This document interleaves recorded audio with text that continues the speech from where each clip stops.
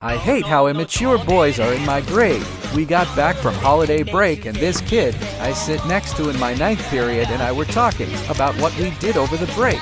Everything was going good and then I just mentioned, yeah, it was good, but I got my period over the break, so that was fun. And he just looked at me with a face and it pissed me off so much. Like, yes, I get periods, it's normal for girls. In my case, I'm bio a girl, but I'm trans. Anyways, kids have to mature, ash out.